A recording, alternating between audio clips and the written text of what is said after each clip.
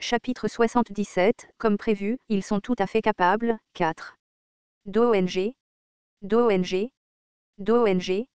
Dès que l'aube se leva, les ennemis commencèrent à affluer à nouveau. Contrairement à avant, les forces ennemies se déplaçaient toutes en même temps. Elles semblaient déterminées à percer le château cette fois-ci, car elles avaient même apporté des échelles de siège mobiles. Les soldats de Ferdium, en voyant cela, se figèrent de tension. Bien que leur morale ait été élevé après avoir enduré 2 jours de siège, la vue de l'armée massive avançant d'un seul coup apporta un sentiment de pression écrasant.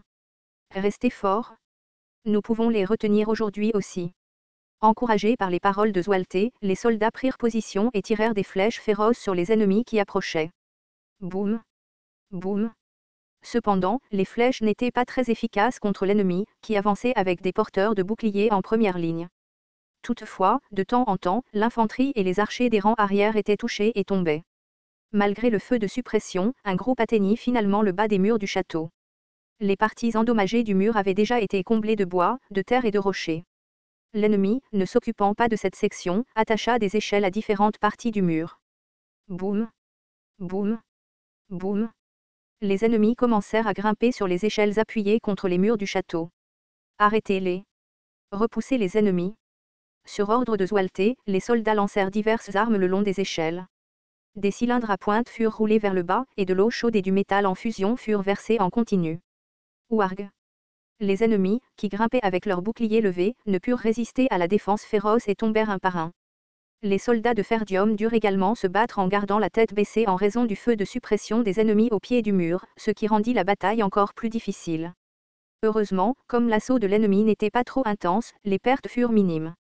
Que se passe-t-il? Pourquoi ne déplace-t-il pas la tour de siège? Zualte était dans la tourmente. Lorsqu'ils utilisent des échelles pour escalader les murs, les attaquants subissent inévitablement plus de pertes que s'ils utilisaient des tours de siège. Mais les ennemis n'utilisaient que des échelles et les tours de siège restaient complètement immobiles. Le fait que l'ennemi n'avance pas de manière agressive semblait également suspect. Il avait l'impression qu'il attaquait sans trop se soucier de prendre le château ou non, ce qui leur semblait sans importance. Cependant, comme leur nombre était écrasant, il n'était pas probable que Zualte et ses hommes puissent se défendre si mollement en retour. Zualte continuait à réfléchir aux intentions de l'ennemi. Essaie-t-il de saper les fondations du mur et de le faire tomber? Ou prévoit-il de creuser des tunnels pour s'infiltrer? Il envisagea d'autres tactiques de siège courantes, mais aucune ne semblait convenir. Il n'y avait aucun signe d'activité suspecte près de la base des murs, et creuser des tunnels demanderait plus de temps que ce dont l'ennemi avait probablement besoin. Au moment où le soleil commença à se coucher, les ennemis n'avaient toujours pas réussi à percer les murs et finirent par battre en retraite. Wouhou! Nous les avons encore repoussés aujourd'hui. Les soldats applaudirent, mais c'était une autre victoire qui semblait déstabilisante, tout comme la veille. L'incertitude de Zualte ne dura pas longtemps. À la tombée de la nuit, il comprit rapidement les intentions de l'ennemi. Waouh! Attaquer! Les ennemis lancèrent un autre assaut, cette fois au milieu de la nuit. Mais seulement environ la moitié de leur force était impliquée. Même ainsi, la moitié de leur force était toujours supérieure à l'armée entière de Ferdium. Ces salauds! Ils essaient de nous épuiser complètement. Zualte serra les dents et cria de frustration. Si nous retirons nos forces, les défenses seront exposées partout. En raison de la différence de taille de leurs forces, il était difficile d'adopter la même stratégie que l'ennemi. L'ennemi avait attaqué avec prudence, les pertes n'étaient donc pas lourdes, mais la fatigue s'accumulait. Le lendemain, l'autre moitié de l'ennemi, qui s'était reposée pendant la nuit, allait attaquer à nouveau. Zualte essaya de reproduire la tactique de l'ennemi en retirant environ la moitié de ses propres forces. Cependant, dès qu'il le fit, l'ennemi le remarqua immédiatement, comme s'il avait des yeux partout, et se précipita pour exploiter les sections affaiblies des défenses. Ce sont les ennemis, mais leur commandant est incroyablement doué. Sans les efforts exceptionnels de Guillain et des mercenaires, ils auraient déjà perdu le contrôle d'un côté du mur. Frère? Les soldats sont complètement épuisés, rapporta prudemment Rendalf. Mais il n'y avait pas de solution claire. Bien que Zualte ait essayé de faire tourner les soldats pour se reposer, l'écart entre les nombres était trop grand. Le lendemain ne fut pas différent. L'ennemi, s'étant reposé, était sensiblement plus frais tandis que ses propres forces étaient visiblement épuisées. Ah, non. Je suis épuisé à mort? Devons-nous continuer à nous battre comme ça? Quand cela finira-t-il? N'ont-ils pas dit que l'ennemi n'avait pas non plus de provisions? Le moral des soldats de Ferdium s'effondra rapidement. Ils n'avaient pas dormi correctement depuis 3 jours d'affilée. La guerre en elle-même apporte un stress et un épuisement immense, mais se battre continuellement sans repos, même la nuit, épuise rapidement l'endurance et le moral des soldats. Même si Guillain a une fois de plus pris des mesures extrêmes en sautant du mur, la stratégie de l'ennemi est restée inchangée. Lorsque les mercenaires vêtus d'armure noire apparaissaient, les soldats ennemis les évitaient, tandis que les chevaliers se rassemblaient pour contenir Guillain. En conséquence, Guillain ne pouvait pas infliger de dégâts significatifs et devait battre en retraite. Cependant, un étrange sourire jouait sur ses lèvres. Oui, tu t'en sors bien, Victor. Fais un peu plus d'efforts. Après cela, Guillain et les mercenaires se concentrèrent uniquement sur la défense des murs. Jeune seigneur, à ce rythme, nous serons condamnés. Nous devons trouver une solution, murmura Gillian avec anxiété, mais Guillain hocha la tête avec un sourire froid. Oui, ils font de leur mieux. Mais ce n'est toujours pas le bon moment. Encore un peu, tiens bon. Une telle stratégie ne serait généralement pas employée si le camp défensif avait suffisamment de main-d'œuvre et de fournitures. Cela ne ferait que perdre du temps. En fait, les attaquants pourraient finir par subir de plus grandes pertes s'ils ne faisaient pas attention. Cependant, contre Ferdium, cela s'avérait très efficace. Zwelte commençait à sérieusement s'interroger sur le véritable but et le cerveau derrière cette guerre. Depuis combien de temps se prépare-t-il à cela? Ce n'était un secret pour personne que Ferdium souffrait d'un manque de fournitures. Mais quand même, ces échelles, elles étaient clairement préparées avant le début de la guerre.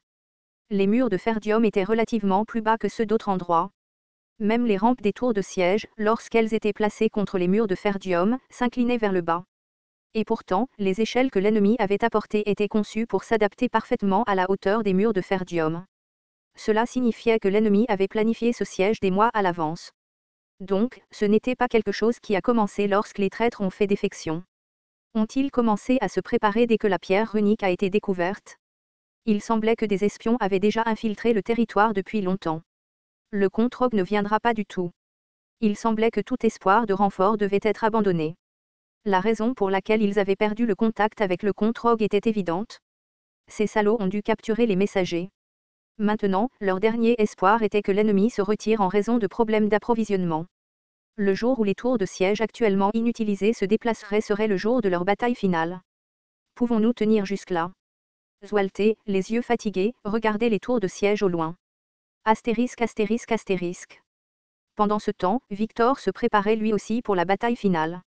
Même s'il avait mené le champ de bataille à leur avantage, l'usure de ses forces était inévitable.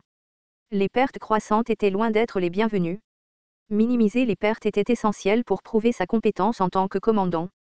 Mais il ne pouvait pas se permettre d'attendre, il a donc dû procéder avec prudence. Les stocks s'épuisent. Est-ce que tout va bien se passer? Demanda Tamose, son ton empli d'inquiétude. D'une manière ou d'une autre, il devait mettre un terme à cette guerre et sécuriser la pierre runique. Sans elle, Digald ne pourrait pas se remettre des dégâts subis au cours de cette guerre. Et si Ferdium parvenait d'une manière ou d'une autre à contre-attaquer, Digald serait totalement détruit. Ne t'inquiète pas. Ce sera bientôt fini, répondit fermement Victor. La vérité que le jour où Ferdium tomberait serait aussi la fin de Digald était une vérité qu'il gardait pour lui. Combien de temps encore pourront-ils tenir? 2 jours. À présent, ils devraient être confrontés à de sérieux problèmes. Idéalement, Victor voulait pousser plus fort pendant 3 ou 4 jours supplémentaires, mais il n'avait pas assez de provisions pour ce genre de luxe.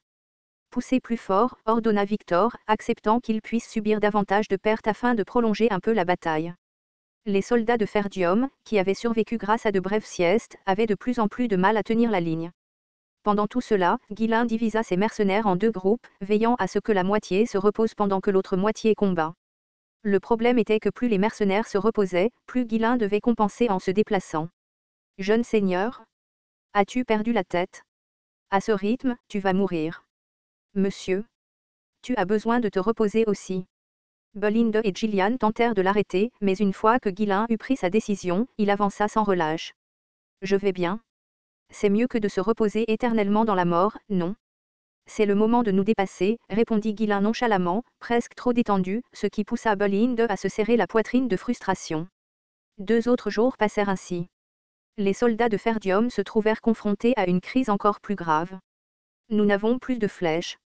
Nos réserves de défense sont complètement épuisées. Alors que les chevaliers recevaient de nouveaux rapports, Zwelte ne pouvait que baisser la tête en signe de défaite. Ils avaient dépensé toutes leurs ressources pour se défendre contre les assauts incessants de l'ennemi, jour et nuit. Même Omer n'avait fait de son mieux pour rassembler des provisions dans le domaine, mais cela avait aussi ses limites. Ils attendaient cela. Le commandant ennemi avait habilement exploité leur faiblesse. Même Randalph, qui était habituellement plein d'énergie, cligna des yeux creux et épuisé, et les soldats étaient tous au bord de l'effondrement à cause de la fatigue. C'est la fin. C'était un miracle qu'il ait réussi à tenir si longtemps face à un ennemi si prudent et calculateur. Sans Ghislain, il n'aurait pas tenu aussi longtemps. Tu sembles mieux tenir que les autres, remarqua Zwalté. Ghislain haussa les épaules en réponse. La bataille n'est pas encore terminée. Bien que son visage montrait des signes d'épuisement, il n'était pas aussi sombre que celui des autres. Zwalté hésita un instant avant de parler d'une voix tremblante. Quand la bataille commencera, tu devras diriger les mercenaires et quitter cet endroit. Que dis-tu ? Ghislain avait l'air perplexe, son visage montrant de la confusion face au comportement inhabituel de son père. Son père avait toujours mis l'accent sur les devoirs et l'honneur de la noblesse, mais maintenant il lui disait de fuir. Cherche refuge auprès du comte Rogue. Sa femme est ta tante, donc elle ne te repoussera pas. Il te protégera. N'as-tu pas dit que ce n'était pas le devoir d'un noble ? Je ne suis qu'un humain, après tout. Ce n'est pas la volonté d'un seigneur mais le cœur d'un père. Emmène Helena avec toi. Penses-tu vraiment que nous avons déjà perdu ? Tes forces n'ont plus d'influence sur l'issue. Si nous gagnons, nous le ferons sans toi. Et si nous perdons, ta présence ne changera rien. Ne te bats pas avec Khan, reste en bons termes. Il n'y a pas besoin de causer des ennuis et de ronger ensuite votre fierté. Rara. Il était rare que Zwalté plaisante. Ghislain ne put s'empêcher de laisser échapper un rire creux. Randalph s'approcha également, posant une main amicale sur l'épaule de Ghislain. Jeune seigneur, ou plutôt, neveu, je vais vous parler franchement maintenant. Depuis quand ne parlez-vous pas franchement ? La réponse brusque de Ghislain fit sourire Randalph, montrant ses dents. Ça a été horrible de travailler avec vous. Ne nous rencontrons plus jamais. Tu as toujours été peu fiable, mais au moins, à la fin, tu as agi comme le véritable héritier de notre famille et de notre domaine. Va et assure la continuité de notre lignée. Je ne m'enfuis pas. Va-t'en. Tu dois vivre si tu veux nous venger plus tard. Venge-les. Ghislain sourit sournoisement en répondant. Cette vengeance a déjà commencé. Quoi ? Boum. Boum. Boum. Avant que Randalph ne puisse demander ce qu'il voulait dire, le son des tambours de guerre de l'ennemi résonna. Grondement. Les 3 tours de siège restantes bougeaient également. Tout le monde pouvait le sentir, la bataille finale était à portée de main. Ghislain regarda l'ennemi approcher avant de lui tourner le dos. Je vais agir seul maintenant. Alors que Ghislain descendait vers les portes, Zwalté et Randalph restèrent silencieux, incapables de parler. Un instant plus tard, Zwalté poussa un soupir. Eh bien, quand est-ce que ce garçon a écouté quelqu'un ? Au moins, il se comporte comme un noble à la fin. Maintenant que les choses en sont arrivées là, allons jusqu'au bout. À en juger par les tours de siège qui bougent, aujourd'hui est le dernier jour. Si nous manquons d'armes, nous nous battrons simplement avec nos poings, n'est-ce pas ? En regardant Randalph raviver sa détermination, Zwalté hocha la tête. Puis, il cria aux soldats. Tout le monde, restez fort. Aujourd'hui est notre bataille finale. Woah! À la déclaration du Seigneur, les soldats levèrent leurs armes et poussèrent une grande acclamation. En vérité, personne ne croyait que Ferdium pouvait gagner. Les cris qu'ils poussaient étaient plus proches de cris nés de leur peur de la mort. En entendant les acclamations du côté de Ferdium, Victor sourit. C'est fini maintenant. Quels salauds ennuyeux. Depuis hier, presque aucune flèche n'avait volé du château. C'était la preuve que les réserves de l'ennemi étaient presque épuisées. Il était temps de les écraser avec une force écrasante et de revendiquer la victoire. L'armée centrale avancera et attendra près des portes. Il a posté les porteurs de boucliers en lignes épaisses au centre de sa formation. Quand ils seront à leur limite, l'ennemi ouvrira les portes et chargera. À ce moment-là, frappez-les avec de la magie et anéantissez leur avant-garde.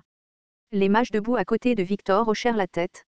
Victor était certain que lorsque le siège commencerait, les hommes en armure noire se précipiteraient. Dans leurs derniers moments, ils s'appuieraient sur leur spécialité, une charge tous azimuts. Ils pensent probablement que c'est leur dernière chance de gagner. Mais une frappe magique soudaine briserait leur élan.